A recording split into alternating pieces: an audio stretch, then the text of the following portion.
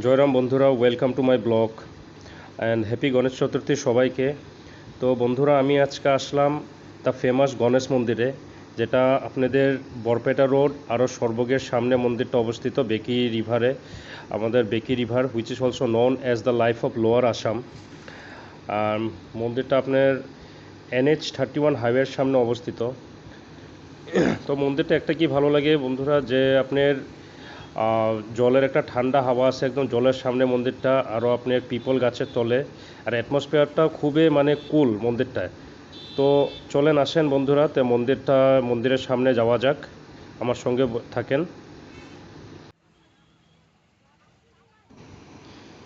তো এটা আমাদের গণেশ মন্দির, যেটার বিষয়ে আমি আপনাদেরকে অল্প আগে বললাম। মন্দিরটা খুবই সুন্দর জায়গা অবস্থিত। যে জায়গা অবস্থিত জায়গাটার নাম হলো নিজদুমমুখা, যেটা আপনাদের একদম আমাদের NH-31 একদম ন্যাশনাল হাইওয়ের পাশাপাশি একদম লাগালাগি মন্দিরটা। আর খুবই সুন্দর দৃশ্য। তো আসেন নিচের দিকে নামি, মন্দিরটা পুরো দেখি। তো এটা আমাদের মন্দিরের সামনের দৃশ্যগুলা। এখানে আজকে প্রচুর মানুষ হয়েছে গণেশ চতুর্থীর উপলক্ষে। তো আমি আর আমার ছেলে মিলে মন্দিরের ভিতরে চললাম ভগবানের দর্শন করার জন্য। আর যেখানে পুরোহিতে খুব সুন্দর করে পূজা দিচ্ছে।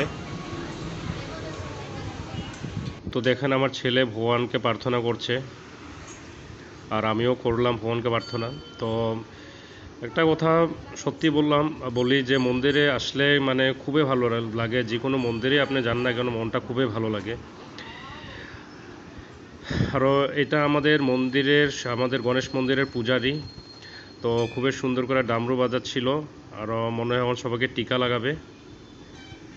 তো টিকাটা লাগানোর পর ভাবলাম কেননা একটা সেলফি ভিডিও হয়ে যাক আমার ছেলের সঙ্গে। তো আমি আর আমার ছেলে একটা সেলফি ভিডিও করলাম। দেখেন প্রচুর মানুষ আজকে।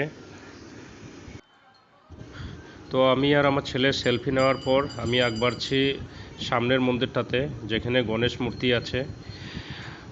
সেখানে আগ বাড়ার পর আমি দেখলাম যে এখানে একটা আপনার শিব মন্দির আছে। দেখেন শিব মন্দিরের গাছটা, ভগবান শিবকে সবে পূজা দিচ্ছে, সেখানে আমিও পূজা দিলাম।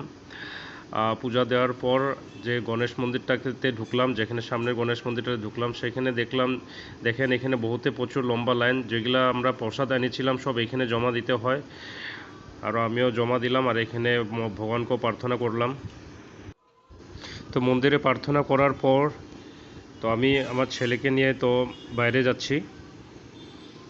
তো মন্দিরের বাইরে আসার পর বন্ধুরা দেখলাম যে এখানে গণপতি বাপ্পার জন্য বাহন আছে। বাহনের কানে কানে সবাই প্রার্থনা করছে, তো আমিও বাহনের কানে কানে কিছু প্রার্থনা করলাম।